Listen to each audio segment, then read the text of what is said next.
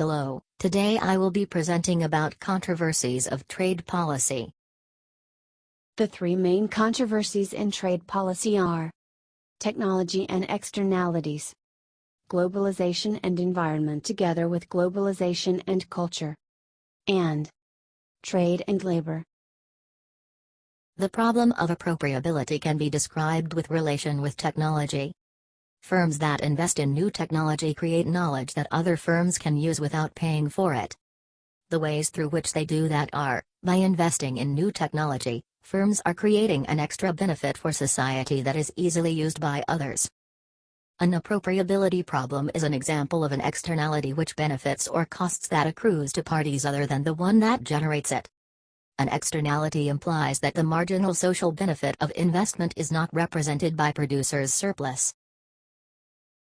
In terms of the environment, environmental standards developing countries compared to rich ones are lax.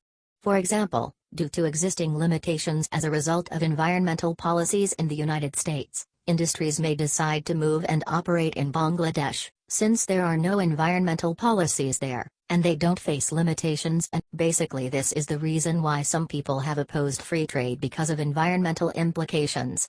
However, we cannot conclude that trade hurts the environment, since in the absence of trade, government policies have degraded the environment.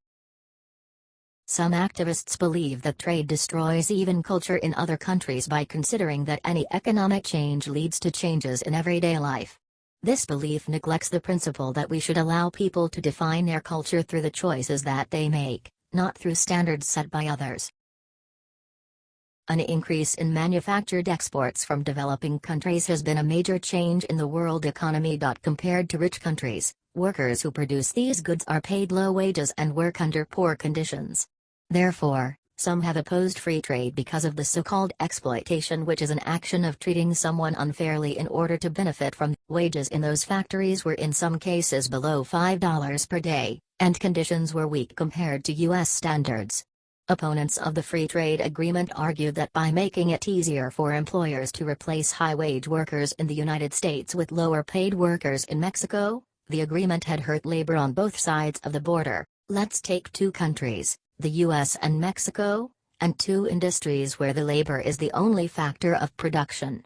U.S. labor is more productive than Mexican labor. It takes only 1 hour of US to produce a unit of output, while it takes 2 hours of Mexico to produce a unit of low-tech output. The upper part shows the real wages of workers in each country in absence of trade. The real wage in each case is the quantity of each good that a worker could produce in 1 hour. Suppose that trade is opened. In the equilibrium after trade, the relative wage rates of US and Mexican workers would be somewhere between the relative productivity of workers. Thus it would be cheaper to produce low-tech goods in Mexico and high-tech goods in the US. In low-tech industries, highly paid jobs in the US are replaced with lower-paid jobs in Mexico. In this example, the purchasing power of wages has actually increased in both countries. US workers, who are employed in high-tech, can purchase more low-tech goods than before, 2 units per hour of work versus 1. Mexican workers, who are now employed in low-tech, find that they can purchase more high-tech goods with an hour's labor than before.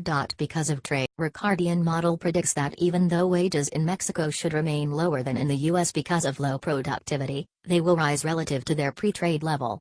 Hexarolin model predicts that unskilled workers in the US will lose, but those in Mexico will gain. However, despite the low wages in Mexico, both theories predict that those workers are better off than they would be if trade had not taken place. Thank you for your attention. Created using Powtoon.